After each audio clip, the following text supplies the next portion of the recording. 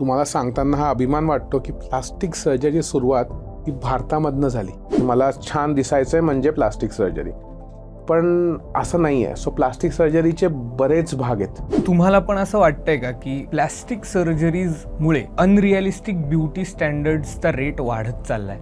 Breast reduction surgery ह्याच्यामुळे पेशंट्सना कसा फायदा होतो? The cause of neck pain आणि चक्कर वॉज हेवी ब्रेस्ट. सर्जरीज केल्यानंतर ब्रेस्ट फिडिंगला काही इश्यू येतो का? मार लागलाय, सगळ्या नसा कट झाल्यात, हात असा पडलेला घेऊन आलाय, हात बोट आणि नसा त्याच वेळेस जोडून चांगलं फंक्शन देऊ शकतो. कॅन्सर झाला, आता सगळं संपलं. It is not the fact. तुम्हाला सोसायटीमध्ये जायला, बाहेर जायला, त्याला आपण रिकन्स्ट्रक्शन करून नॉर्मल ब्रेस्टचा शेप देऊ शकतो. जर कोणी आली 15 वर्षाची मुलगी की मला एस्थेट, मला नाक स्ट्रेट हवंय, नाही, आत्ता नाही.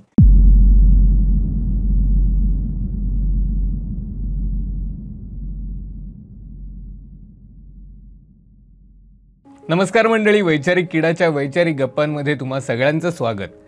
प्लॅस्टिक सर्जरी हा टॉपिक आपण खूप वेळा ऐकतो, मूव्हीजमध्ये ऐकतो, सिरियल्समध्ये ऐकतो. पण हे नक्की काय आहे, ह्याची खरंच गरज आहे का हे नुसतं फॅड आहे? ह्याची डिटेलमध्ये इन्फॉर्मेशन द्यायला आज आपल्या इथे आलेले आहेत डॉक्टर प्रणव ठुसे सर. सर, मी तुमचं आमच्या शोमध्ये स्वागत करतो. थँक्यू. तुम्ही तुमचं थोडक्यात इंट्रोडक्शन आमच्या प्रेक्षकांना देऊ शकाल का, की तुम्ही ह्या क्षेत्रात कधी आलात आणि हेच क्षेत्र का निवडलं आणि ह्याच्यात तुमचा काय काय एक्सपिरियन्स आहे? मी डॉक्टर प्रणव ठुसे, मी पुण्यामध्ये प्रॅक्टिस करतो. मी प्लास्टिक आणि रिकन्स्ट्रक्टिव्ह सर्जन आहे. आणि आता जर्नी बघायचं गेलं तर मी सुरुवातीला ना, म्हणजे माझ्या घरचे आजोबांपासून सगळेच डॉक्टर फील्डमध्ये आहेत. सो MBBS मी पुण्यातनं केलं. 5 वर्षाचं MBBS असतं, मग इंटर्नशिप असते, मग एक्झाम असते 1 वर्षाची नीट CET. नंतर जनरल सर्जरी मुंबईतनं केलं आणि त्याच्यानंतर CET देऊन प्लास्टिक सर्जरी केलं. प्लास्टिक सर्जरीचा कोर्स हा 3 वर्षाचा असतो आणि आता ग्रॅज्युअली आपण ते निओ वुमेन आणि पर्ल वुमेन्स हॉस्पिटलमध्ये मी करतो सध्या मॅक्सिमम एस्थेटिक सर्जरीज. मला सांगा, प्लॅस्टिक सर्जरीची सुरुवात कधी झाली आणि का झाली? तुम्हाला सांगताना हा अभिमान वाटतो की प्लास्टिक सर्जरी सुरुवात ही भारतामधनं झाली. आणि फादर ऑफ सर्जरी आणि फादर ऑफ प्लास्टिक सर्जरी आपण ज्यांना म्हणतो त्यांचं नाव आहे सुश्रुता. त्यांनी ही सगळ्यात पहिले सुरुवात केली सर्जिकल ॲक्युमेन असलेल्या सर्जरीची, आणि ती भारतातनं झाली. आणि त्यांचा एक इंटरेस्टिंग किस्सा म्हणून तुम्हाला सांगतो. सुश्रुता काय करायचे माहिती आहे का, ते ज्या डेड बॉडीज होत्या, आणि त्या काळी कसं होतं, सुश्रुता हे डेड बॉडीजवरती असं कट घेऊन वेगवेगळे प्रकारचे फ्लॅप्स जे आपण म्हणतो, मास म्हणतो, ते घेऊन खड्डा बुजवायचा प्रयत्न करत होते. आणि हे जे आजूबाजूचे गाववाले होते त्यांना काही पटायचं नाही. ते त्यांना अगदी अछूत आहेत म्हणून असं ट्रीट करायचे. पण जेव्हा त्यांना कळायला लागलं की हे सगळं करून हा ॲक्च्युअल जिवंत माणसांमध्ये याचा उपयोग होतोय आणि फायदा होतोय, तेव्हा त्यांनी त्यांना ॲक्सेप्टन्स दिला. सगळ्यात पहिली प्लास्टिक सर्जरी केलेली म्हणजे नाकामध्ये खड्डा होता, नाकावरती मोठा. त्या खड्ड्याला त्यांनी कपाळाचं मांस लावलं होतं आणि तिथनं मग ते रिकन्स्ट्रक्शन आणि प्लास्टिक अशी सुरुवात झाली होती. आणि ही आपली हिस्ट्री आहे.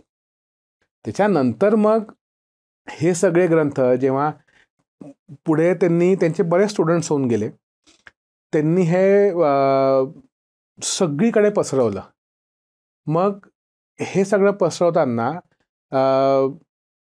पिढ्यांचं ज्ञान हे अक्षरशः आपल्या ब्रिटिश काळापर्यंत आपल्याकडे होतं प्लास्टिक सर्जरीचं.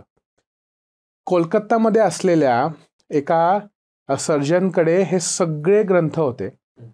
त्या सर्जन कडनं जेव्हा इन्व्हेजन झालं, ब्रिटिश इन्व्हेजन, तेव्हा ते सगळे ग्रंथ आपले ब्रिटिशांकडे गेले. आणि मग हळूहळू वेगळे इंग्लिश टर्म्स आणि वेगळे ॲडव्हान्समेंट्स हे सगळे त्याच्या बेसिसवरती पुढे होत गेले. आणि जेव्हा कुठलंही वर्ल्ड वॉर झालं, आतापर्यंत 2 वर्ल्ड वॉर झालेत, प्रत्येक वर्ल्ड वॉर नंतर डिफॉर्मिटीज वाढल्या, डिसफिगरमेंट वाढली चेहऱ्याची, अंगाची, बॉडीची. त्यावेळेस मग तो प्लास्टिक सर्जनचा रोल येत गेला की आता याला कुठल्या प्रकारे टॅकल करायचं. सो तिथनं मग त्यांचे मॉडिफिकेशन्स येत गेले. याचा अर्थ असा नाही की आपण काहीच कॉन्ट्रीब्युशन केलं नाही. आपले खूप कॉन्ट्रीब्युशन्स आहेत प्लास्टिक सर्जरीमध्ये, सांगावे तेवढे कमी आहेत, पण नावं सगळी त्यांची दिली जातात. प्लास्टिक सर्जरीमध्ये प्लास्टिक वापरतात का? नाही, प्लास्टिक सर्जरीमध्ये प्लास्टिक नाही वापरत, पण इम्प्लांट्स वापरतात. सो इम्प्लांट्स हे जनरली सिलिकॉनचे असतात. बरेच चेहऱ्यामध्ये म्हणायला गेलं तर बरेचदा नोज करता आपण एस्थेटिक सर्जरीमध्ये इम्प्लांट वापरू शकतो. नोजचा जो ब्रिज आहे तो स्ट्रेट करण्याकरता, किंवा ब्रेस्टमध्ये वापरतो इम्प्लांट्स आपण. ज्यांची चीन मागे असते त्या चीनला शेप देण्याकरता इम्प्लांट्स वापरतो. सो ते सगळे सिलिकॉनचे इम्प्लांट्स असतात मोस्टली. त्याच्या बाकी पण असतात, म्हणजे मेडपोर म्हणून मटेरियल असतं, मेडपोरचे इम्प्लांट्स असतात. सो असे बऱ्यापैकी असतात, पण मोस्ट कॉमनली आहेत ते इम्प्लांट सिलिकॉनचे वापरतो, पण प्लास्टिक नक्कीच वापरत नाही. मग याला प्लास्टिक सर्जरी हे नाव का आलंय? प्लास्टिक म्हणजे to mould. The basic definition of a plastic is to mould. So म्हणून आम्ही कुठल्या ना कुठल्या प्रकारे त्या अवयवाला मोल्ड करून जसं आहे तसं बनवायचा प्रयत्न करतो, म्हणून त्याला प्लास्टिक सर्जरी असं म्हटलं जातं. प्लास्टिक सर्जरी ह्या विषयाचा अवेअरनेस कमी आहे का असं तुम्हाला वाटतंय का? नक्कीच कमी आहे, नक्कीच 100%. कारण की कसं आहे ना, प्लास्टिक सर्जरी म्हणजे लोकांचं मत असतं की फक्त एस्थेटिक सर्जरी, कॉस्मेटिक सर्जरी, की मला छान दिसायचं आहे म्हणजे प्लास्टिक सर्जरी. पण असं नाही आहे. सो प्लास्टिक सर्जरीचे बरेच भाग आहेत. त्याच्यामधनं कॉस्मेटिक सर्जरी हा एक पार्ट आहे. दुसरा पार्ट आहे रिकन्स्ट्रक्टिव्ह. तर रिकन्स्ट्रक्टिव्हमध्ये बरेचदा जसं मी म्हटलं, कॅन्सर रिकन्स्ट्रक्शनचा एक भाग झाला. दुसरा भाग झाला की मी गाडी चालवतो, ॲक्सिडेंट झाला, पडलो, चेहऱ्याचे हाड फ्रॅक्चर झाले. मग चेहऱ्याच्या हार्ड फ्रॅक्चरची पण ट्रीटमेंट प्लास्टिक सर्जरीमध्येच येते. असंच मार लागला, हाताच्या नसा कापल्या गेल्या, रक्तवाहिन्या पण, आणि ज्या आपण हलवतो, हलनचलनच्या नसा आपण म्हणतो, त्या कापल्या गेल्या. तर त्याचं रिपेअर पण, टेंडन रिपेअर्स म्हणतो आपण त्यांना, नर्व रिपेअर्स म्हणतो, ब्लड वेसल रिपेअर्स म्हणतो. तर ह्या सगळ्या गोष्टी जनरल प्लास्टिक सर्जरीमध्ये आल्या. प्लास्टिक सर्जरी फक्त सेलिब्रिटीज करताय, ते करतात, आपल्याकरता नाही आहे. म्हणजे आपण नाही करू शकत, कारण की आपल्याला गरज नाही आहे. सो अशातला भाग नाही आहे तो. बरेचदा प्रेग्नन्सी झाल्यावरती आपलं मसल विकनेस पण असतो, लूज स्किन नुसती व्यायामाने जात नाही, त्यावेळेस मग आम्ही ती मदत करून त्यांना फ्लॅट टमी आणि टाईट ॲब्डोमेन देऊ शकतो. पण ह्या अवेअरनेसच नाही आहे, त्यामुळे माहितीच नाही आहे या गोष्टी. रिकन्स्ट्रक्टिव्ह सर्जरी आणि ॲस्थेटिक सर्जरी ह्यामध्ये काय फरक आहे? सिम्पल भाषेत घेतलं तर प्युअरली एस्थेटिक सर्जरी. आता याच्यामध्ये मी असं नाही म्हणत आहे की एस्थेटिक जी फंक्शनल पण असू शकते, पण प्युअरली एस्थेटिक म्हणायला गेलं तर इट्स अ वॉन्ट सर्जरी, की मला हे करून हवं आहे कारण की मला चांगलं दिसायचं आहे. रिकन्स्ट्रक्टिव्ह म्हणजे ही नीड आहे. आज नस कापली गेली, नस जोडून हवी आहे, कॅन्सर झाला, काढून हवा आहे, रिकन्स्ट्रक्शन करून हवं आहे. तर ही नीड आहे, ही लागते. जेव्हा काही गोष्टी होतात तेव्हा त्या रिकन्स्ट्रक्टिव्ह सर्जरी लागते. एस्थेटिक सर्जरीमध्ये मला आज डिम्पल करून हवं आहे, हे नीड नाही आहे, पण ही वॉन्ट आहे की मला हिच्यासारखं डिम्पल करून हवं आहे. सो ते वॉन्टमध्ये आलं. पण आता याचं कॉम्बिनेशन म्हणजे एस्थेटिक विच इज फंक्शनल, म्हणजे उद्या उठून breast reconstruction, breast reduction. So रिडक्शनमध्ये बऱ्याच यंग फिमेल्स पण, यंग फिमेल्सचे खूप मोठे ब्रेस्ट असतात. त्यांनी प्रॉब्लेम्स काय होतात, फक्त कॉस्मेटिक म्हणून आपण कमी करायचे का ते ब्रेस्ट? नाही. मणक्याचा त्रास, मानेचा त्रास, पूर्ण स्पाईन आपली त्याच्यावरती प्रेशर येतं, बॅक पेन होतं, नेक पेन होतं, बरेचदा फंगल इन्फेक्शन्स होतात ब्रेस्टच्या त्या खालच्या फोल्डमध्ये, इंटरट्रिगो म्हणतो आपण त्यांना. सो हे सगळं जेव्हा त्रास द्यायला लागतं आणि त्यावेळेस आपण त्याला फंक्शनल म्हणतो, कारण की हे आपण रिड्यूस केल्यावरती ब्रेस्ट साईज, होणारी स्पाईन सर्जरी किंवा लागणारी नेक सर्जरी अवॉइड होते जर त्याच्यामुळे असेल तर. म्हणून या सगळ्या गोष्टींना फक्त एस्थेटिक न म्हणता एस्थेटिक आणि फंक्शनल आपण नाव देतो, कारण की यांनी ॲक्च्युली पेशंटना मदत होते, रॅदर दॅन की मला हवं आहे. ही नीड पण आहे आणि वॉन्ट पण आहे. तुम्हाला पण असं वाटतंय का की प्लॅस्टिक सर्जरीजमुळे अनरिअलिस्टिक ब्युटी स्टँडर्ड्सचा रेट वाढत चाललाय? नक्कीच वाढत आहेत. कारण की काही एस्थेटिक सर्जरी केल्यावरती जेव्हा आपण त्यांना आपण प्रत्येक वेळेस जाऊन प्रत्यक्षात बघत नाही. आपण टी व्हीवरती बघतो, इंस्टाग्रामवरती बघतो, यूट्यूबवरती बघतो, मूव्हीजमध्ये बघतो. त्यावेळेस त्यांना फिल्टर्स अप्लाय पण केलेले असतात. सो असं नाही आहे की फक्त प्लास्टिक सर्जरीमुळे अनरिअलिस्टिक एक्सपेक्टेशन्स वाढतात. हां, प्लास्टिक सर्जरी जरी केली असेल तरी जे फिल्टर्स रोल प्ले करतं ते ॲडिशन, त्याच्यामुळे अनरिअलिस्टिक एक्सपेक्टेशन्स वाढतात. प्लॅस्टिक सर्जरीची गरज नक्की कोणाला असते? रिकन्स्ट्रक्टिव्ह सर्जरीची तर गरज आहेच बाय डिफॉल्ट. उद्या उठून काहीही झालं, कुठल्याही प्रकारचा ट्रॉमा झाला, कुठल्याही प्रकारचा खड्डा असला, तो बुजवण्याची गरज आहेच. त्याच्यामुळे रिकन्स्ट्रक्शनला तर प्रत्येक जण क्लायंट आहेच. द रिझन बिंग खड्डा असा बुजत नाही. एस्थेटिक सर्जरीची गरज पेक्षा जसं मी म्हटलं एस्थेटिक आणि फंक्शनल, ज्या लोकांना दोघंही कॉम्बिनेशन जेव्हा येतं तेव्हा त्यांना गरज आहे असं म्हणतो. ब्रेस्ट रिडक्शन झालं, बरेचदा त्याच्यामध्ये सॅकिंग ब्रेस्ट झाल्या आणि लिफ्ट हवा असेल ब्रेस्ट लिफ्टचा, तर ती फंक्शनल गरज आहे. सिमिलरली मोठ्या ब्रेस्ट असतील कमी करणं ही फंक्शनल गरज आहे. चेहऱ्यावरती कुठला तरी काळा डाग आहे, डोळ्याभोवती आहे, त्या प्रेशरमुळे भुवया खाली येत आहे आणि डोळा बंद होतो आहे, त्यांना गरज आहे तो काढण्याची. सो ही गरज आहे एस्थेटिक सर्जरीमध्ये. हां, गरज नाही आहे म्हणायला गेलं तर असं नाही आहे, पण ज्यांना मेंटली सायकोलॉजिकली थोडं त्यांना असं वाटतं की नाही, मी थोडी चांगली दिसली पाहिजे अजून ह्याच्यापेक्षा, किंवा मला यांच्यासारखे मला खळी पडली पाहिजे. सो ही त्यांची वॉन्ट आहे ना. So they want that is fine. So that we can provide.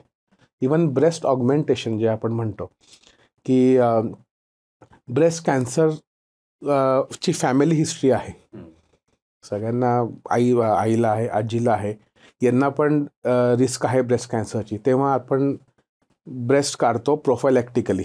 Cancer surgeon breast काढतात जर ते BRCA1 किंवा 2 पॉझिटिव्ह असेल तर मग ते एकदा ब्रेस्ट काढल्यावरती आपण फ्लॅट चेस्ट तर नाही ठेवू शकत कुठल्या फिमेलची, त्यावेळेस इम्प्लांट्स टाकून आपण त्याला ऑगमेंटेशन देतो. मग त्यावेळेस इम्प्लांट ही कॉस्मेटिक झाली का फक्त? नाही. सो ही फंक्शनल पण झाली. अशा सिलेक्टेड केसेसमध्ये नक्कीच गरज आहे. ब्रेस्ट ऑगमेंटेशननी नॅचरल लुक मिळतो का आणि तो किती काळ राहतो? ब्रेस्ट ऑगमेंटेशननी नॅचरल लुक मिळतो. कुठल्या लेवलला टाकलं आहे त्याच्या हिशोबाने आपण ठरवतो आणि तो लॉंग टर्म राहतो जोपर्यंत आपण इम्प्लांट काढत नाही तोपर्यंत. हां, एक लक्षात घ्या, आपण जसं एज करतो तशी आपली स्किन सॅग होते. असं नाही आहे की आपण तसे स्किन टाईट राहील आपली. तर जेव्हा स्किन सॅग व्हायला लागते तेव्हा कदाचित इम्प्लांट चेंज करायची गरज पडू शकते. पण नॉर्मली तुम्ही समजा जर at the age of 35 implant टाकला आणि तुमचं, तर तुम्ही आरामात 10-15 इयर्स तो इम्प्लांटला काहीच होत नाही. आणि जनरली आपण तो काढत पण नाही unless patient wants it to be removed. आता आपण काढत पण नाही आणि ते साईड इफेक्ट्सच नसतात. पण ह्यामध्ये जे इम्प्लांट्स वापरले जातात ह्याचा भविष्यात काही धोका आहे का? धोका नाही म्हणता येणार, पण इम्प्लांटमुळे जीवाला धोका नसतो. मग धोक्याच्या वेगवेगळ्या गोष्टी आहेत की इन्फेक्शन होणार का, इम्प्लांट निघणार का, फुटणार का, आणि कॅन्सर होणार का, हे 4 गोष्टींचे धोके असतात. सो पहिला, इन्फेक्शन व्हायचं तर कुठेही होऊ शकतं. इम्प्लांट आपण कुठलीही फॉरेन बॉडी टाकली बॉडीमध्ये तर बॉडीचे सेल्स रिॲक्ट करतात फॉरेन बॉडीला, तेव्हा त्या आजूबाजूला इन्फेक्शनचे चान्सेस असतात, पण ते सुरुवातीला असतात, खूप उशिरा नसतात. सो पहिले तुम्ही पकडून चला एक 10 दिवस जास्तीत जास्त. त्यानंतर फुटणार का? त्यामुळे इम्प्लांट जनरली फुटत नाही. सिलिकॉनचा असतो, मेम्ब्रेन पण एकदम टफ असतं. Severe car accident seat belt injury, त्याच्यामध्ये चान्सेस आहेत रप्चरचे. पण नॉर्मली त्यांनी स्वतः हात लावला, हजबंडसोबत असला, नाही फुटत. फील ऑलमोस्ट नॉर्मल ब्रेस्ट सारखाच असतो, काही चेंज नसतो. कॅन्सर होणार का? ब्रेस्ट कॅन्सर रिलेटेड लिम्फोमा म्हणून एक टर्म आहे, वापरली गेली आहे. खूप म्हणजे अतिशय रेअर गोष्ट आहे. त्यामुळे त्याचं बरेचदा आम्ही फक्त असं सांगताना सांगतो की असं चान्सेस आहेत, पण ते जनरली इंडियन सिनारिओजमध्ये आत्तापर्यंत तरी मी एकही पेशंट्स बघितला नाही आहे ते झाल्याचं. तुम्ही मगाशी म्हणालात ब्रेस्ट रिडक्शन सर्जरी, तर ह्याच्यामुळे पेशंट्सना कसा फायदा होतो किंवा त्यांना कशा प्रकारे मदत होते? एक यंग फिमेल आहे जी आली होती, त्यांना बॅक पेन आणि नेक पेन होतं severe. She had huge breasts, म्हणजे बेंबीपर्यंत आल्या होत्या, starting from here up till almost the umbilicus. Short statured female. आता हाईट छोटी, ब्रेस्ट मोठ्या, पाठ दुखायची. कॉलेजमध्ये जेव्हा पण जायची तेव्हा अनकम्फर्टेबल होते, लोक स्टेअर करायचे, मेंटली थोडं हे झालं होतं. उभ्या उभ्या बरेचदा असे वाकल्यामुळे चक्कर वगैरे यायची, कारण की प्रेशर यायचं मानेवरती. सो त्या पेशंटमध्ये आता ब्रेस्ट रिडक्शन हे केल्यावरती सगळे प्रॉब्लेम्स गेले, कारण की द कॉज ऑफ स्पाईन आणि नेक पेन आणि चक्कर वॉज हेवी ब्रेस्ट. लायब्ररीतनं पुस्तक वाचताना पण you sometimes have to rest the breast on the table to read. So आणि या सगळ्या गोष्टींचं कारण ब्रेस्टमुळे आहे, याच्याकरता आम्ही ऑर्थोपेडिक्सला पण इन्व्हॉल्व करतो. ऑर्थोपेडिकना आम्ही रेफर करतो आणि त्यांना विचारतो की बाबा मणक्यामध्ये अजून काही प्रॉब्लेम नाही आहे ना, का मणक्याच्या प्रॉब्लेममुळे त्यांना नेक पेन होतं आहे का बॅक पेन होतं आहे. जेव्हा त्यांनी सांगितलं की नाही बाबा मणक्याचा काही प्रॉब्लेम नाही आहे, तर मग आपण कॉज म्हणून ब्रेस्ट रिडक्शन म्हणून रिलेट करून आपण ते रिड्यूस केल्यावर सगळे प्रॉब्लेम जातात. पण ह्या सगळ्या सर्जरीज केल्यानंतर ब्रेस्ट फिडिंगला काही इश्यू येतो का? येतो ना, म्हणजे इन द सेन्स की व्हेनेवर जेव्हा पेशंट येतात आमच्याकडे आणि स्पेशली यंग फिमेल्स, त्यांना ब्रेस्ट रिडक्शन हवं असतं आणि त्या मॅरिड नसतात, बच्चू नसतो, त्यावेळेस त्यांना प्रत्येक वेळेस 2-3 गोष्टी आम्ही नेहमी काउन्सिल करतो. ब्रेस्ट टिश्यूमध्ये ब्रेस्ट ग्लँड्स असतात ज्या मिल्क प्रोड्यूस करतात. त्या ग्लँड्स थ्रूआउट द ब्रेस्ट असतात. आपण मोस्टली लॅटरल आणि खालचा भाग, म्हणजे बाहेरचा आणि खालचा भाग जनरली रिड्यूस करतो, मधला आणि वरचा भाग नाही करत, कारण की आपल्याला क्लिवेज ठेवायचं असतं आणि तिथनं रक्तपुरवठा पण येत असतो. सो त्यावेळेस पण आम्ही त्यांना सांगतो की 50 ते 70% चान्सेस आहेत की तुमचं ब्रेस्ट फिडिंग नॉर्मल राहील, 30 ते 50% चान्सेस आहेत की तुमचं अफेक्ट होईल ब्रेस्ट फिडिंग. पण आता एवढे चांगले सबस्टिट्यूट्स आले आहेत ब्रेस्ट फिडिंग करता, सो हा जो वरी पार्ट आहे तो नसतो बरेच पेशंट्समध्ये. आम्ही निप्पल सेन्सिटिव्हिटी बाबतीमध्ये पण काउन्सिल करतो की बरेचदा आता तिकडे सगळ्या नर्व्स पण असतात ना आजूबाजूला, सो सेन्सेशन्स असणार आहेत का माझ्या ब्रेस्टला, हाही एक महत्त्वाचा मुद्दा आहे. सो त्यावेळेस सेन्सेशन्स सुरुवातीला थोडंसं सेन्सेशन्स एका काही पर्टिक्युलर भागामध्ये नसतील, पण ग्रॅज्युअली ते रिगेन होतात over a period of few months. पुरुषांमध्ये जे चेस्ट फॅट असतं ते फक्त वजनामुळे आहे का हॉर्मोनल इम्बॅलन्समुळे सुद्धा होऊ शकतं? दोन्ही. सो बारीक माणूस आहे, प्युबर्टी हिट झाली, तेव्हा हॉर्मोनल इम्बॅलन्स झाले, तेव्हा ब्रेस्ट ग्लँड जशी फिमेल्समध्ये आहे तशी मेल्समध्ये पण आहे, ती थोडी थोडी वाढत गेली. मग आफ्टर पर्टिक्युलर पॉईंट ती तेवढीच राहिली. त्याच्यामध्ये ग्लँड्युलर म्हणजे ग्लँडमुळे ती ब्रेस्ट दिसते मेल्समध्ये. प्लस त्याचं मग नंतर वजन वाढलं तर मग फॅट आणि ग्लँड आहे. सो त्यावेळेस आपल्याला ती ग्लँड पण रिमूव्ह करावी लागते आणि फॅट पण काढावं लागतं. काही पेशंट्समध्ये हॉर्मोनल इम्बॅलन्सचा काही इश्यू नसतो. त्यांचं वजन वाढल्यावर त्यांचं फॅट वाढतं, वजन कमी झाल्यावर फॅट कमी होतं. सो दॅट इज सुडो गायनेकोमॅस्टिया म्हणतो आपण त्याला. सुडो मेल बुब्स म्हणजे फक्त फॅट आहे, ग्लँड नाही. सुडो म्हणजे खोटं. सो फक्त फॅटमुळे वाढलेलं आणि ग्लँड आणि फॅटमुळे वाढलेल्याला गायनेकोमॅस्टिया म्हणजे मेल बुब्स. आणि पूर्वी कसे ना ते सगळं असं कापून वगैरे सर्जरी करायचे की सगळी ग्लँडही काढा, फॅटही काढा आणि मोठा स्कार द्या. असं काही होत नाही आजकाल. आजकाल मस्त छान एक 0.5 mm इन्सिजन असतं आणि कट असतो 0.5 mmचा. त्याच्यामधनं मोठे फॅट सकआउट करायला कॅन्युलाज असतात, ते टाकायचे आणि फॅट सकआउट करून टाकतो आम्ही आणि ग्लँडही काढून टाकतो त्या आपल्या एरिओलाच्या इथनं. सो कुठेच स्कार दिसत नाही. हे सर्जरी केली आहे हेच कळत नाही. पण बऱ्याच लोकांना चेस्ट मोठी असून म्हणजे मेल्समध्ये त्यांना जिम करून एक्सरसाइज करूनही काही फरक पडत नाही, त्यांचा तो फॅट लॉस नाही होत, तर त्यांना सर्जरी हा एकमेव ऑप्शन आहे का? समजा एक नॉर्मल माणूस आहे जो खूप व्यायाम करतोय चेस्ट फॅट घालवण्याकरता, काही अमाऊंट कमी झालं कारण की तो फॅट एलिमेंट होता, पण ग्लँड एलिमेंट कमी होत नाही. कारण की ग्लँड म्हणजे काय असतं, टिश्यू असतो, म्हणजे फायब्रस टिश्यू आपण म्हणतो त्याला.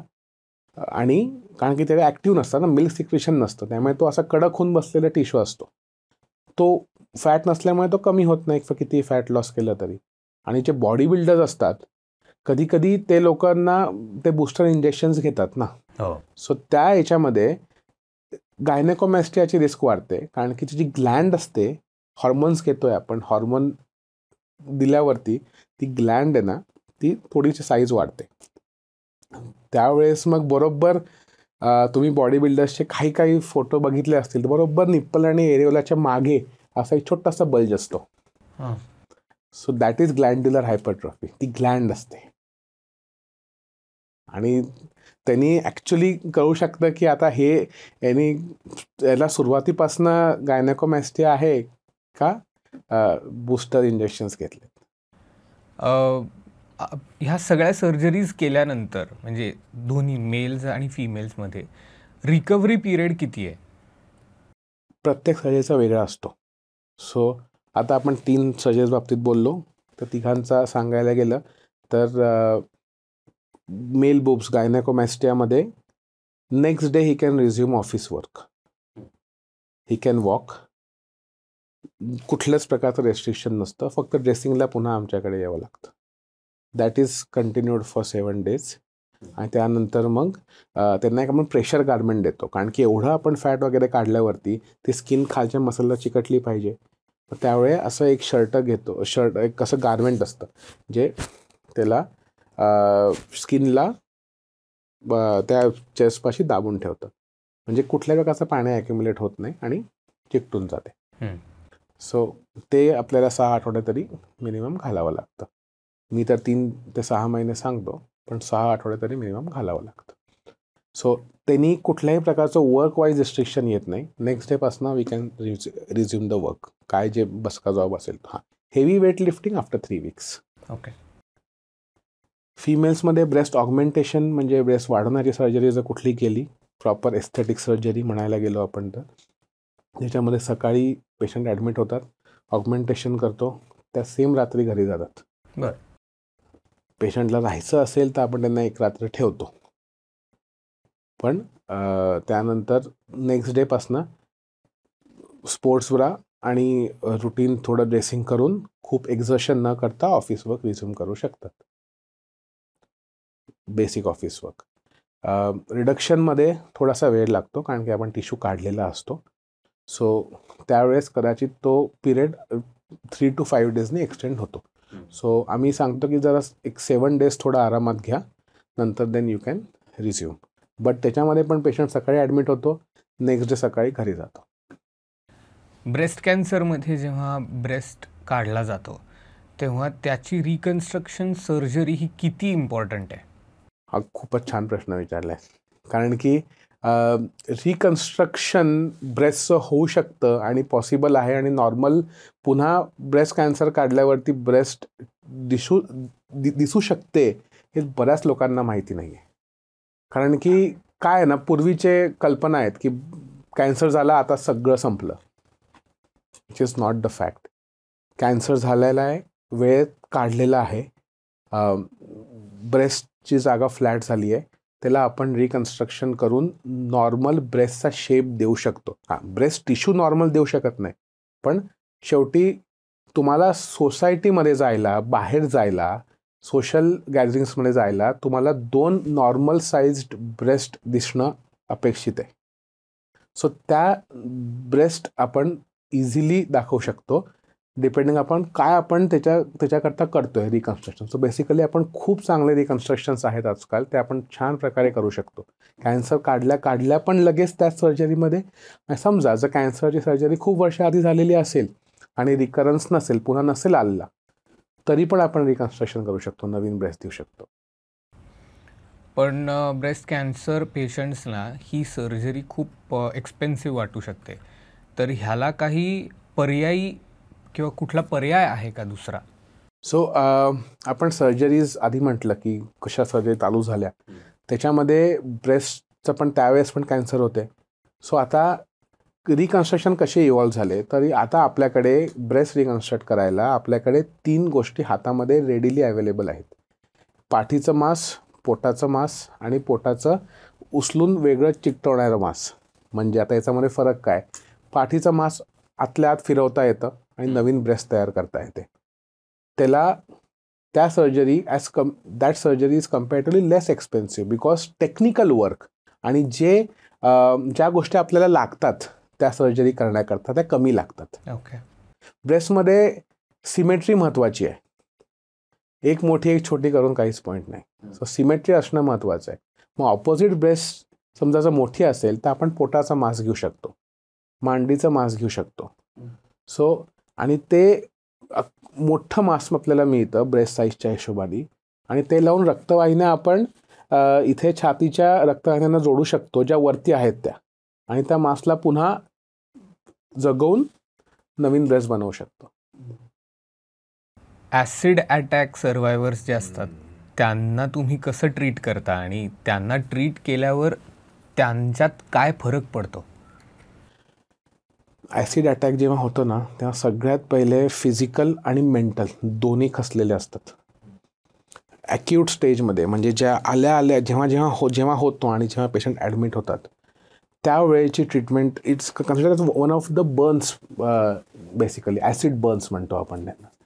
सो त्यावेळेस सगळ्यात पहिले तर आम्हाला बेसिक रूल्स जे गव्हर्नमेंटने केलेत, पोलिसांना इन्फॉर्म करणं, मेडिको लिगल केस, हे सगळ्या गोष्टी आपल्याला कराव्या लागतात.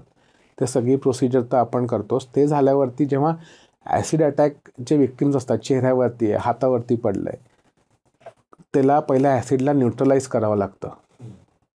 पाणी वापरा, जे काय ते सगळं आपण ते करतो. तो ॲक्यूट फेज एकदा संपला ना की मग सगळी जी डिस्फिगरमेंट होते, चेहऱ्याची झाली, हाताची झाली, ही सगळं ट्रीटमेंटचा बर्न्सचा सेकंड फेज चालू होतो. की याच्यामुळे त्यांना आपण कमीत कमी सर्जरीजमध्ये जास्तीत जास्त नॉर्मल कसं करू शकतो. मग एक टप्प्याने, and they require multiple surgeries, more than 1 surgeries. असं नाही होत की एका सर्जरीमध्ये तुम्ही डिस्फिगरमेंट ट्रीट केली.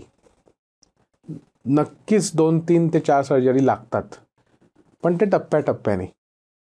फेस किंवा बॉडीवर स्कार्स किंवा डिफॉर्मिटीज असतात, त्या करेक्ट करता येऊ शकतात का? आणि जर हो तर त्याची प्रोसेस तुम्ही सोप्या भाषेत सांगू शकता का? आता याला आपण 2 तऱ्हेने अप्रोच करू की आत्ता मार लागलाय, हाताला आत्ता मार लागलाय, कटर मशीनकडे काय कामगार काम करत होता, मार लागलाय, सगळ्या नसा कट झाल्यात, हात असा पडलेला घेऊन आलाय. त्यावेळेस आपण हात, बोट आणि नसा त्याच वेळेस जोडून पहिल्या 6-7 तासामध्ये चांगलं फंक्शन देऊ शकतो.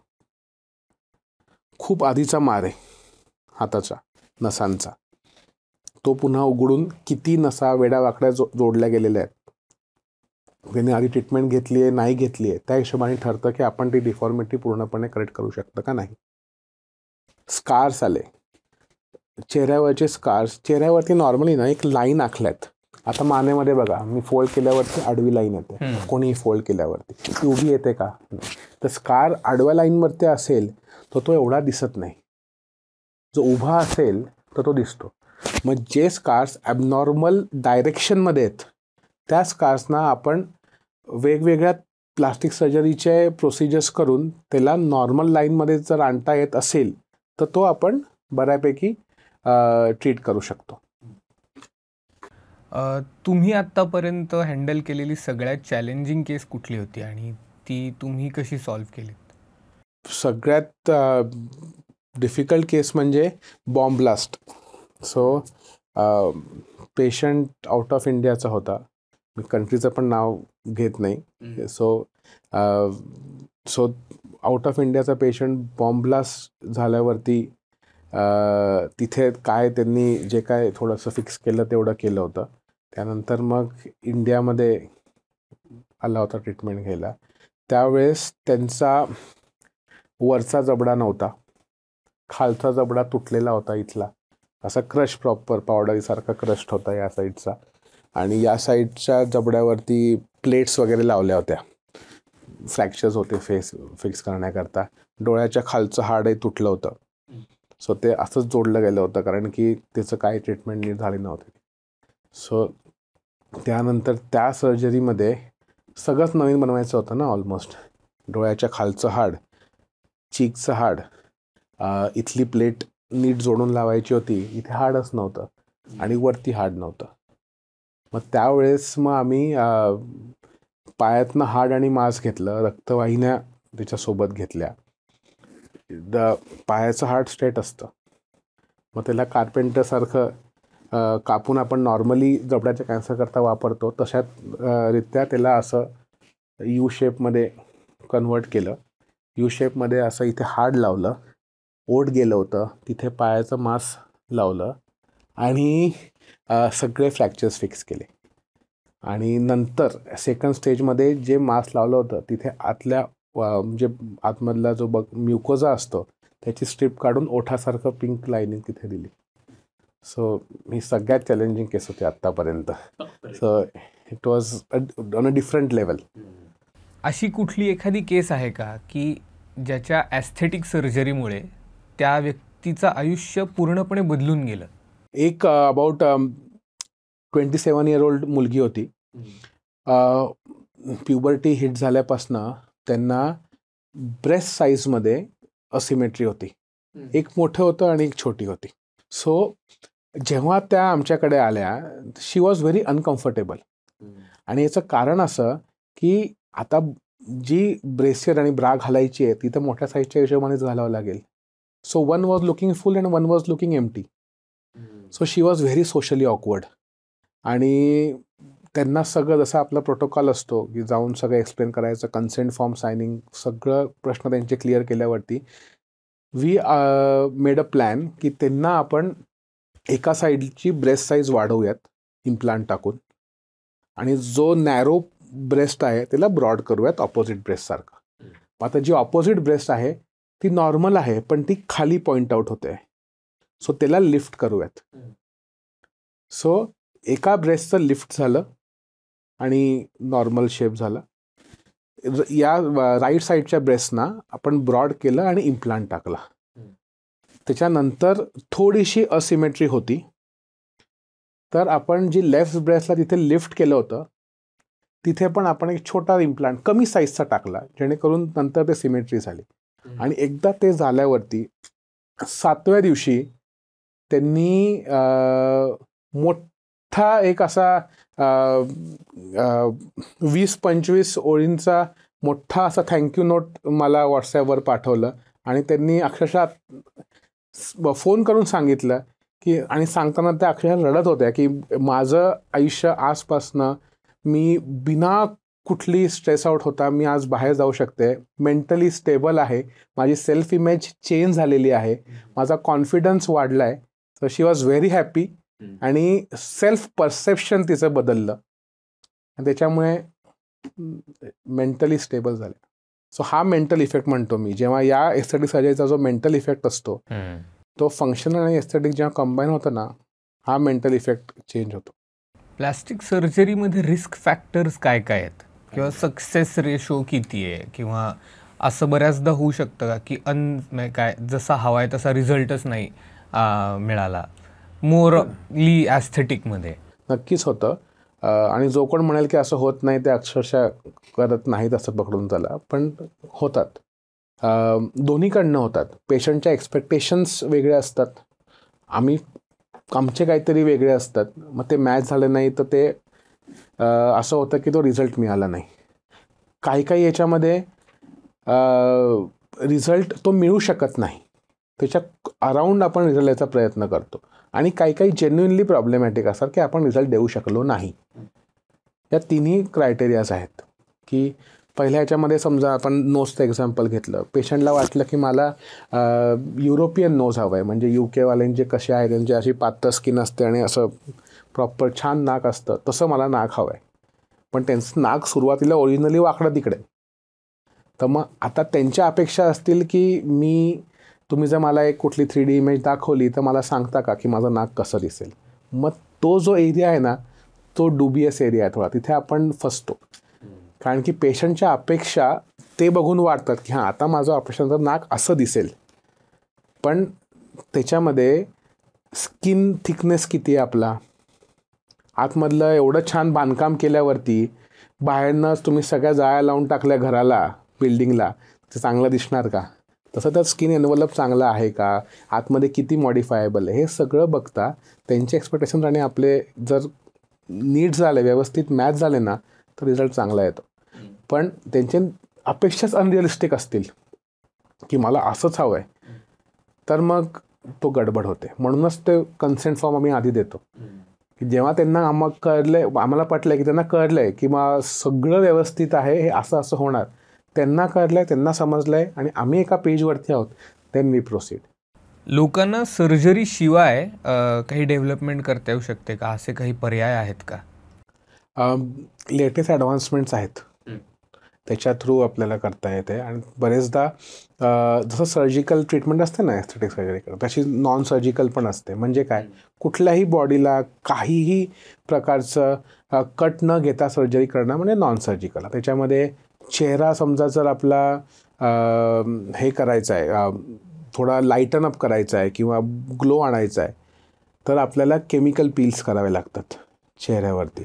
सो जे तुम्ही बरेचदा काय होतं ना की पार्लरमध्ये पण पिलिंग होतं चेहऱ्याचं, आपण जाऊन करतो पार्लरमध्ये, पण त्यांच्याकडे जे सामग्री असते ती मेडिकल ग्रेड पील्स नसतात. मेडिकल ग्रेड पील्स जे असतात ते डॉक्टर्सना सप्लाय होतात, हॉस्पिटल्सना होतात. त्यावेळेस बरेचदा स्मॉल स्पॉट्स आहे, डाग आहे, पिगमेंटेशन आहे चेहऱ्यावरती, थोडा डार्कर स्किन टोन आहे. सो तो लाईट करण्याकरता केमिकल पील्स म्हणतो आपण, ते करता येतात. म्हणजे बरेचदा या गोष्टी नवरात्र किंवा च्या फेस्टिवल किंवा दिवाळीच्या फेस्टिवलच्या आधी लोक बरेच येतात आणि त्यांनाही माहिती असतं. त्याच्यामुळे ते बरोबर ते 6 सेशन्स लागणार किंवा 8 सेशन्स लागणार म्हणून ते बरोबर त्याच्या तेवढ्या आठवड्या आधी ते चालू करतात यायला आणि मग आठवड्याला 2 सेशन्स करून जातात बरेचदा. आणि दांडियाच्या रात्री तर बरेचदा की एक पार्टी पील म्हणून येतं, जे त्या दिवशी सकाळी केलं की मग नंतर then you have that glow. So you go and play dandiya त्या रात्री. सो असे येतात आणि हे लेजिट ट्रीटमेंट आहे की हे केमिकल पील्स करतात किंवा PRP इंजेक्शन झालं. आजकाल व्हॅम्पायर फेशियल ऐकलं असेल, ऐकलं vampire facial? So vampire facial म्हणजे PRP माहिती आहे? PRP ऐकून नाही. प्लेटलेट रिच प्लाझ्मा म्हणून PRP असतं. सो ते आपल्याच ब्लडमधनं आपण बनवतो, तयार करतो. थोडंसं ब्लड घेतो, त्याला मशीनमध्ये टाकून प्लेटलेट्स काढतो त्याच्यामधले लिक्विड फॉर्ममध्ये आणि चेहऱ्यावरती आपल्याकडे एक इन्स्ट्रुमेंट असतं छोटंसं, त्यांनी स्मॉल पंक्चर होल्स करतो, इन द सेन्स की ते दिसत पण नाही, इन्सुलिन निडलपेक्षा पण बारीक. सो असे पंक्चर होल्स केल्यावरती ते जे PRP आपण काढलेलं आहे ना ते लावतो. That is called vampire facial. म्हणजे व्हॅम्पायर कसं ब्लड सक आउट करतं ना, तसंच हे ब्लड काढून सेंट्रीफ्यूज करून तुमच्या चेहऱ्याला लावल्यावरती you get that glow after, because तो प्लेटलेट्स जे असतं ना, प्लेटलेट रिच जे फ्लुईड असतं ना, त्याच्यामुळे तो ग्लो येतो. And that over few sessions तुम्ही केलं ना तर नक्कीच इफेक्ट दिसतो. म्हणून ते आजकाल, पण हे माहिती आहे का, ते आजकाल पार्लर्समध्ये वगैरे पण बऱ्यापैकी करतात. आता ते कसं करतात हे मला माहीत नाही आणि मला विचारूही नका, पण करतात असं मी ऐकलंय. सो आजकाल पार्लर्समध्ये लेझर्स पण करतात. म्हणजे किस्सा सांगतोय की माझ्याकडे एक पेशंट आला, मेल पेशंट आला, सांगितलं की हे डाग झालेत, मला डाग घालवायचेत. मी आपलं रुटीन जे आहे ते केमिकल पील्स केल्यावरती किंवा हे केल्यावरती करू शकतो. आणि तिथे काय तुम्ही म्हटलं हीट लावलं होतं का, काही गरम लावलं होतं का, किंवा काही लेझर केलं आहे का? मी त्यांना ते म्हटले हो आम्ही लेझर केलं आहे. म्हटलं अहो तुम्ही कुठल्या डॉक्टरकडे केलं आहे लेझर? तर मग ते म्हटले डॉक्टरकडे नाही केलं आम्ही लेझर. काय ना, तो दाढीवाला माणूस आहे, तर मी त्याकडे दाढी करायला गेलो, दाढी केली, तो म्हटला इथे स्पॉट दिसत आहेत डार्क, तुला लेझर करून टाकू का? मग त्यांनी लेझर केलं, तिथे गरम झालं आणि स्पॉट झाले. आता हे कुठे होतं, काय होतं, कधी होतं हे मला खरंच माहीत नाही, पण असं झालेलं आहे. आणि हे कुठल्या बाहेर नाही, पुण्यामध्येच झालं आहे. सो म्हणजे आजकाल पार्लरवाले पण लेझर मशीन्स ठेवायला लागत असं वाटतंय मला. सर्जरी केल्यानंतर पेशंटला लाईफस्टाईलमध्ये त्याच्या काही चेंजेस करावे लागतात का फॉर अ लॉंग टाईम? आता ह्याच्यामध्ये पण डिपेंडिंग आपण सर्जरी कुठली केली आहे. उदाहरणार्थ द्यायचं झालं तर यंग बाई होती, ठीक आहे, in her 38 around 35-38. She had 2 प्रेग्नन्सीज आधी. मग तिसरं बाळ जस्ट झालं होतं, त्याला 8 महिने झाले होते. माझं पोटामध्ये फॅट खूप जास्त आहे, मला फ्लॅट करून पाहिजे, मी डान्सर आहे. मी म्हटलं अहो तुमचे 8 महिने झालेत, थोडा वेळ जाऊ द्या, 1-3 महिन्यानंतर मग आम्ही त्यांना पुन्हा बोलवलं आणि आफ्टर 1 इयर ऑफ त्यांचं ब्रेस्ट फीडिंग वगैरे सगळं संपलं, त्यानंतर मग आम्ही त्यांना सर्जरीला घेतलं. सगळे मार्किंग वगैरे केले आणि थोड्या दुर्बिणीने सगळं फॅट सकआउट केलं. पण फॅट सकआउट केल्यावरती 3 प्रेग्नन्सीज झाल्यावरती स्किन लूज असणार. मग जेवढं मी फॅट सकआउट करेल तेवढा तो सपोर्ट जातो स्किनचा, मग स्किन अजून लॅक्स होते, मग त्याच्यामध्ये टमी टकचा पार्ट येतो. मग बरेचदा मग लायपोसक्शन आणि टमी टक असं करून आपण ती सर्जरी करतो. आणि 3 प्रेग्नन्सीज म्हटल्यावरती मसलची तर विल्हेवाट लागलेली असते की मसल असा पूर्ण ढिल्ला गवाळा पडलेला असतो, मसलला पुन्हा टाईट करावं लागतं त्याच्यामध्ये. तो असं करून त्यांचं पोट पूर्ण फ्लॅट केलं. फॅट साईडचे जे आपण लव्ह हँडल्स म्हणतो तेही एकदम शेपमध्ये दिले अँड पूर्ण फ्लॅट झालं. आता जे तुमचा प्रश्न होता लाईफस्टाईलचं, आता यांच्यामध्ये लाईफस्टाईल मॉडिफाय करावी लागेल का? सो तुम्ही जर पिझ्झा बर्गर हे सर्जरी झाल्यावरती पण खायला लागला रोज, तर मग प्रॉब्लेम आहे कुठेतरी. कारण की आपण सगळं फॅट शून्य करत नाही आहे, आपण कॉन्टूर करतोय, बॉडी कॉन्टूर करतोय, एका पर्टिक्युलर शेपमध्ये आणतोय बॉडीला. आपण वेट लॉस करता सर्जरी नाही करत आहे. सो हे आम्ही त्यांना सांगतो की तुमची lifestyle modification is always a first priority.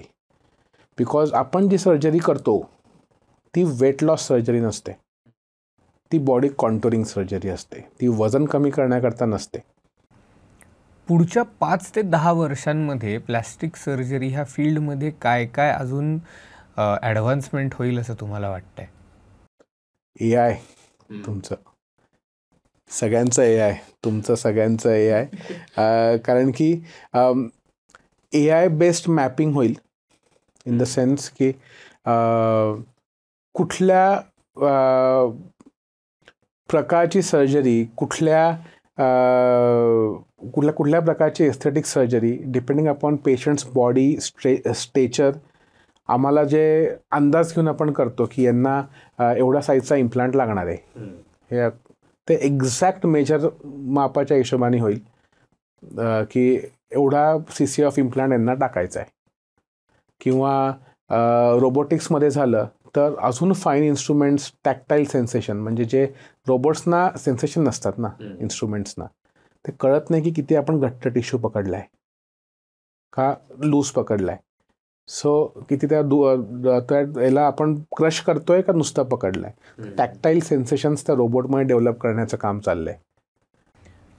Plastic surgery केल्यानंतर किंवा अँटी एजिंग प्रोसिजर्स केल्यानंतर लोकांचं वय खरंच एक 5-10 वर्षांनी कमी दिसू शकतं का? काय फक्त एक इल्युजन आहे? नाही, दिसू शकतं. If it is done right नक्कीच दिसू शकतं. आता हे आम्हाला ओळखू येतं की कोणी केलंय कोणी नाही. तुम्हाला नसेल जरी ओळखू येत तरी आम्हाला ते एवढं एक्सपिरियन्सनी कळतं की हा याच्यामध्ये केलंय काहीतरी. पण सगळ्याच पेशंटमध्ये ते अननॅचरल दिसेल का? नाही. तो एक आर्ट आहे शेवटी. एखादी व्यक्ती कॉस्मेटिक सर्जरीसाठी तयार आहे का नाही, योग्य आहे का नाही, हे तुम्ही कसं ठरवता? नॉर्मली पेशंट्स कॉस्मेटिक सर्जरी करता आपल्याकडे येतात तेव्हा जेव्हा म्हणजे माझा तर एक रूल आहे, जेव्हा त्यांचे एक्सपेक्टेशन्स आणि माझे मी काय देतो हे मॅच होतं ना, त्यांना सगळं मी सांगितलेलं कळालं हे मला खात्री पटते, त्याच्यानंतरच मी go ahead and do aesthetic procedure on that particular patient.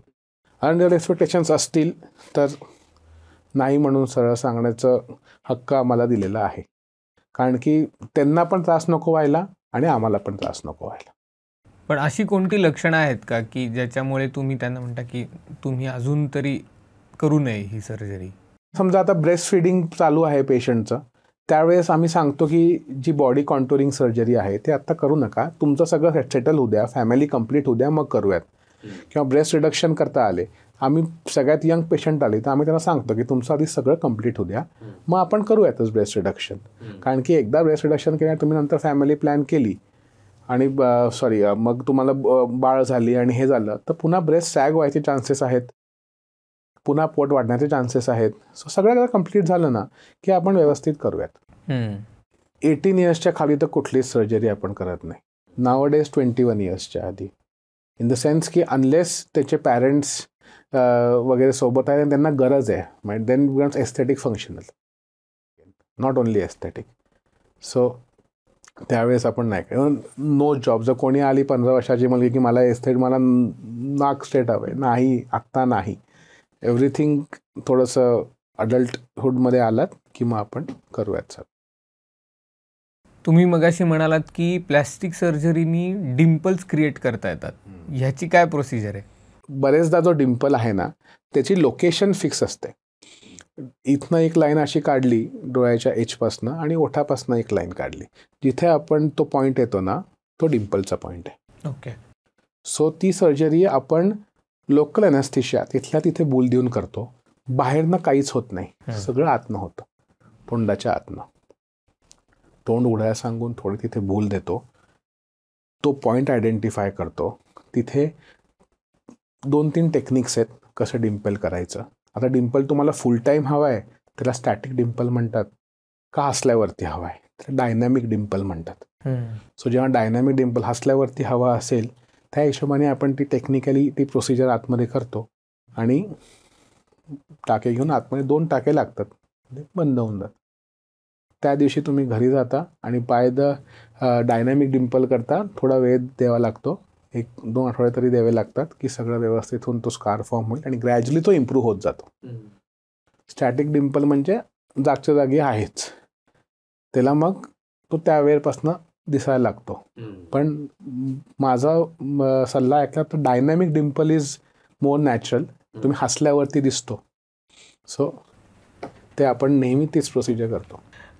भारतामध्ये प्लॅस्टिक सर्जरी अफोर्डेबल आहे का अजूनही ती एक लक्झरी म्हणून ट्रीट केली जाते?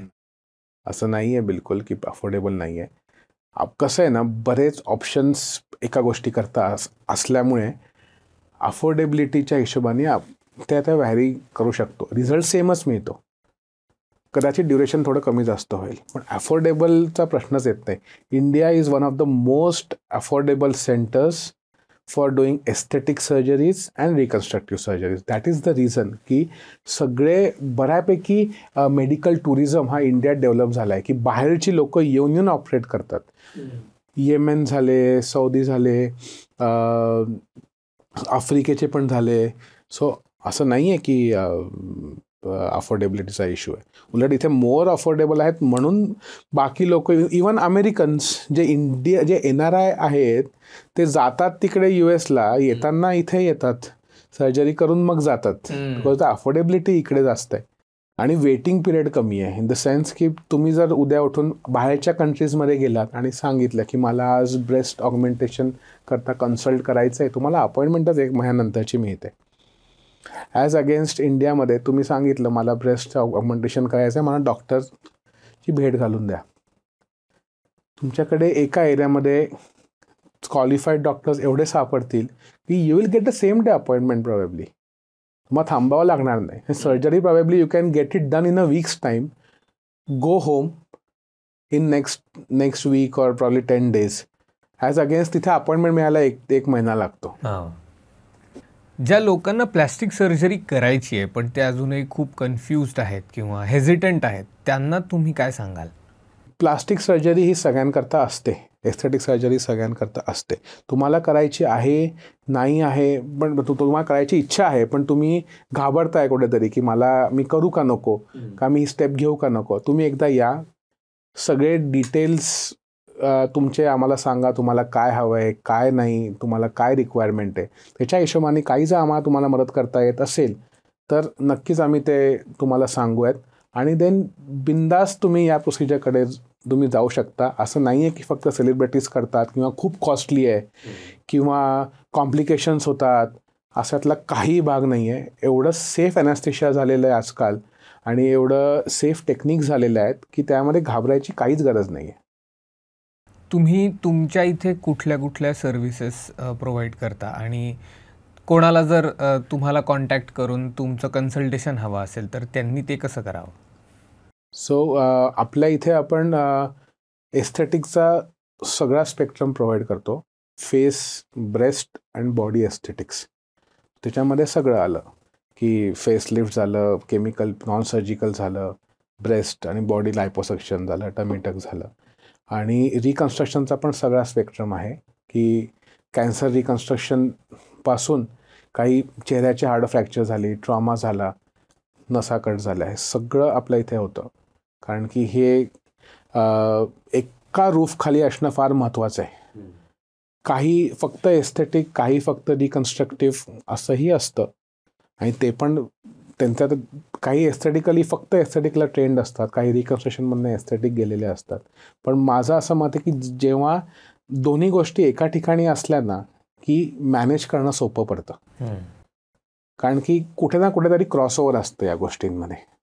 आणि जर तुम्हाला काही डाऊट असेल ना तर निओ वुमेन म्हणून हॉस्पिटल आहे, that is a women centric hospital.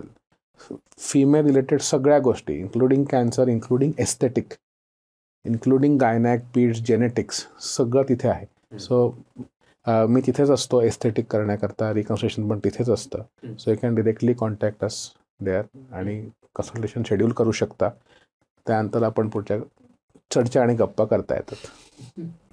Thank you sir, तुम्ही आमच्या शोमध्ये आलात. प्लॅस्टिक सर्जरी हा खूप ऐकलेला विषय, पण त्याच्याबद्दल काही नॉलेज नसल्यामुळे काही मिथ्स क्रिएट झालेले असतात प्रत्येकाच्या मनात, जे तुम्ही आज सगळेच घालवलेत असं माझं म्हणणं आहे. तर खरंच थँक्यू, तुम्ही आमच्या शोमध्ये आलात. थँक्यू ओजस, थँक्यू.